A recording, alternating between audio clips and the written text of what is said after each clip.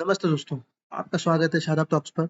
आज हम बात करेंगे फाइनेंशियल इश्यूज़ की, वो नंबर जो किसी भी कंपनी की असली हेल्थ बताते हैं। ज़्यादातर लोग स्टॉक्स खरीदने से पहले सिर्फ प्राइस देखते हैं, लेकिन प्रोफेशनल देखते हैं रेशियोज़। और आज के बाद आप भी यही करेंगे।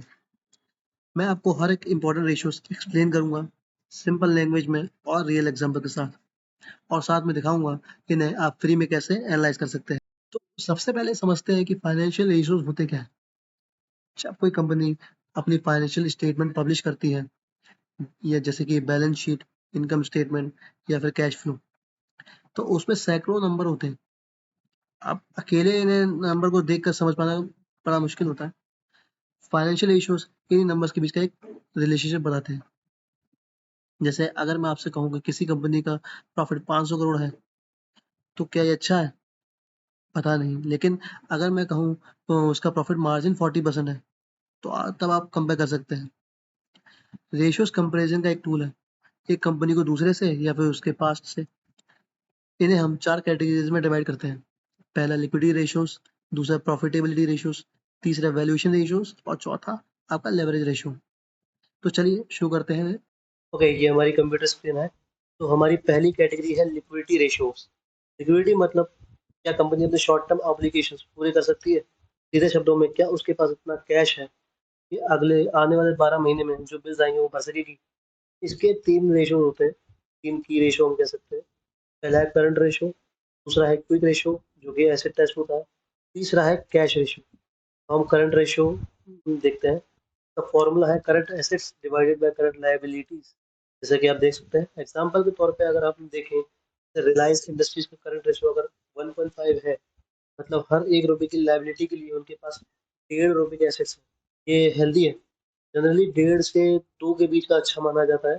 1 से नीचे है तो थोड़ा कतई घंटी है।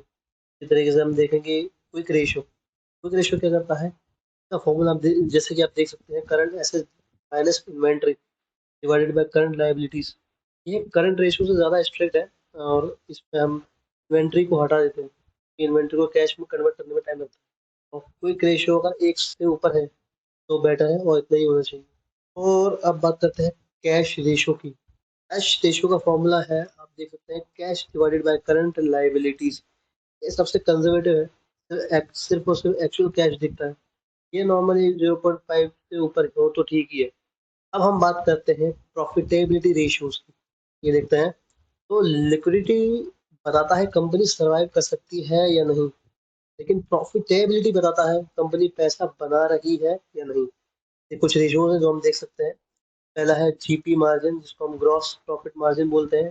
फॉर्मूला है gross profit divided by revenue multiplied by 100। ये बताता है कि रेवेन्यू में से मैन्युफैक्चरिंग कॉस्ट निकालने के बाद कितना बचा। एग्जाम्पल, अगर टीसीएस का ग्रॉस मार्जिन 40% है, मतलब हर 100 रुपए की रेवेन्यू पर 40% का gross profit. IT IT company का मार्जिन थोड़ा हाई होता है, जैसे 35 से 45 तक। और मैन्युफैक्चरिंग कंपनी का कम से कम 15 से 25% तक रहता है। और इसीलिए हम सेम इंडस्ट्री में कंपैरिजन करते हैं। अब देखते हैं नेट प्रॉफिट मार्जिन। फॉर्मूला देख सकते हैं, net profit divided by revenue multiplied by 100। ये सबसे इम्पोर्टेंट प्रॉफिटेबिलिटी रेशियो है। ये खर्चे निकालने के बाद टैक्सेस, जैसे कि 5% से नीचे अगर ये दिखता है तो इसको हम वीक बोल सकते हैं। और अगर 15% से ऊपर है तो ये स्ट्रॉन्ग है। और फिर हमें इंडस्ट्री भी देखनी पड़ेगी। बात है हम ROE, रिटर्न ऑन इक्विटी, काफी फेमस है ये। इसका फॉर्मूला है net profit divided by share holders equity multiplied by 100। ये शेयर होल्डर्स के नजरिए से सबसे इम्पोर्टेंट रेशियो है। कंपनी में जो पैसा लगाया है उस पर कितना रिटर्न मिल रहा है। 15% से ऊपर ROE जनरली अच्छा माना जाता है। और जैसे कि Warren Buffett consistent consistently 15% ROE वाली कंपनी आम आते हैं। रिटर्न ऑन एसेट्स का फॉर्मूला है net profit divided by total assets. Company अपने टोटल एसेट्स का कितना एफिशिएंटली यूज कर पा रही है, ये रेशियो वो दिखाता है। ROE और ROA का डिफरेंस आपको बताता है कंपनी कितना डेट यूज कर रही है। अगर ROE, रिटर्न ऑन इक्विटी, बहुत हाई है लेकिन ROA कम दिख रहा है तो कंपनी हैवी डेट में चल रही है, तो ये रिस्की है। अब हमारी तीसरी कैटेगरी है वैल्यूएशन रेशियोज। ये सबसे ज़्यादा यूज होते हैं स्टॉक को बाय करने से पहले। ये बताते हैं क्या स्टॉक सस्ता है या महंगा। पीई रेशियो, इसके बारे में बहुत लोग जानते हैं। द फॉर्मूला है stock price divided by earning per share. ये सबसे पॉपुलर वैल्यूएशन रेशियो है। एग्जांपल, अगर इन्फोसिस का पीई 25 है, मतलब इन्वेस्टर्स की हर एक रुपए की अर्निंग के लिए 25 रुपए दे रहे हैं, 25 टाइम्स दे रहे हैं। हाई पीई का मतलब होता है स्टॉक महंगा या ग्रोथ एक्सपेक्टेशन उसकी जो हाई है। अगर लो पीई है तो स्टॉक सस्ता और या फिर कंपनी देख सकते हैं स्लो। पीई को अकेले नहीं देखना चाहिए, ये फेयर नहीं होता। इंडस्ट्री एवरेज से थोड़ा सा हमें कंपेयर करना पड़ता है।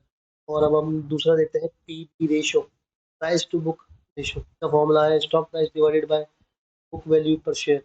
बुक वैल्यू का क्या मतलब होता है, अगर कंपनी आज की आज बंद हो जाए और उसकी सारी एसेट बेच दे तो शेयर होल्डर्स को कितना पैसा मिलेगा, ये वो दिखाता है। पीवी अगर एक से नीचे है, स्टॉक बुक वैल्यू से सस्ता मिल रहा है, पोटेंशियली अंडर वैल्यूड है। अगर पीवी बहुत हाई है तो हम ये कह सकते हैं मार्केट को बहुत ग्रोथ की एक्सपेक्टेशन है। अब आते हैं EV by EBITDA, enterprise value divided by EBITDA. ये थोड़ा सा एडवांस है लेकिन इसको इंस्टीट्यूशन यूज करते हैं। ईवी का मतलब होता है एंटरप्राइज वैल्यू, कंपनी की total value including date.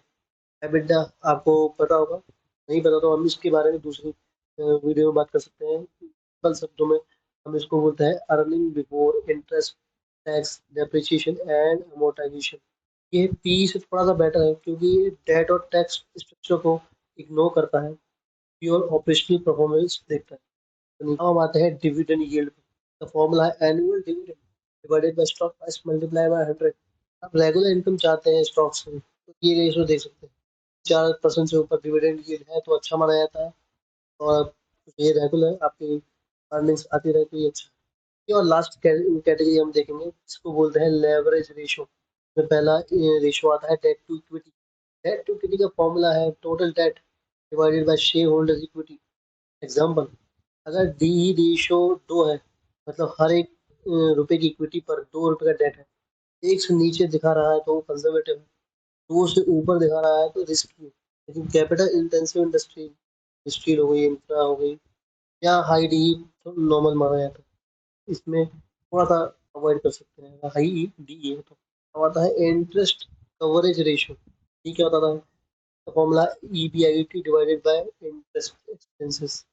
Company अपना इंटरेस्ट कितनी बार पे कर सकती है अपने प्रॉफिट से, मतलब कंपनी जो लोन लेती है उसको उसके ऊपर इंटरेस्ट देना होता है, वो अपने प्रॉफिट से उसको कितनी बार पे कर सकती है। अगर ये 3 से नीचे दिखा रहा है तो थोड़ा सा डेंजर है। जनरली ट्राई कीजिए कि 5 से ऊपर हो।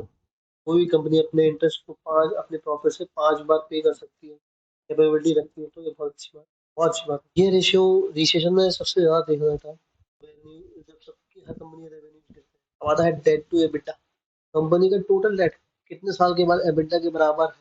अगर इसको 3 से नीचे देखा जाए तो मैनेजेबल होता है थोड़ा सा, बट ट्राई कीजिए 5 से ऊपर। अब सबसे इम्पोर्टेंट बात, ये रेशियो अकेले नहीं देखे जाते, इनका कनेक्शन समझना जरूरी है। मान लो एक कंपनी का आरओई बहुत हाई है, 30% है, क्या ये अच्छा है। अब डेट टू इक्विटी देखो, अगर वो बहुत हाई है, भी हाई है क्योंकि कंपनी ने हैवी डेट लिया है, ये एक फेक ग्रोथ है। हाई आरओई और हाई डेट टू इक्विटी है तो ये फेक में आ सकता है, तो ये ऐसी कंपनी से दूर रहें। अच्छे आरओई को देख के फिसलिएगा नहीं। और यहीं आप देख सकते हैं, अगर पी रेशियो लो दिखा रहा है और फॉलिंग नेट मार्जिन है तो ये भी एक वैल्यू ट्रैप है, नेट मार्जिन गिर रहा है। अगर हम देखते हैं हाई करंट रेशियो, लो कैश रेशियो, तो ये इन्वेंट्री का रिस्क है, इन्वेंट्री नहीं कंपनी में। अगर हाई आरओई फिर से दिखा रहा है और हाई इंटरेस्ट कवरेज दिखा रहा है, ध्यान रखिएगा, इंटरेस्ट कवरेज अगर ज़्यादा है 5 से तो एक क्वालिटी बिजनेस है, हम आगे इन्वेस्ट करने के लिए देख सकते हैं उस शेयर को। और किसी कंपनी का ईवी बाय एबिडा अगर लो है और नेट मार्जिन हाई चल रहा है तो स्ट्रॉन्ग बाय सिग्नल है, आपको बाय कर सकते हैं। हाँ, एक अच्छी कंपनी वो है जिसमें लिक्विडिटी रेशियो स्टेबल हो, प्रॉफिटेबिलिटी रेशियो इंप्रूविंग हो, वैल्यूएशन रेशियो इंडस्ट्री एवरेज से रीजनेबल हो और लेवरेज रेशियो मैनेजेबल हो। दोस्तों आज हमने कवर किए current ratio, quick ratio, cash ratio, ऐसे कई सारे रेशियोज, और सबसे इम्पोर्टेंट इन्हें हमने अकेले नहीं साथ में देखा है। अगर ये वीडियो आपको हेल्पफुल लगी, लाइक करें, सब्सक्राइब करें और बेल आइकन जरूर दबाएं। तो मिलते हैं नेक्स्ट वीडियो में।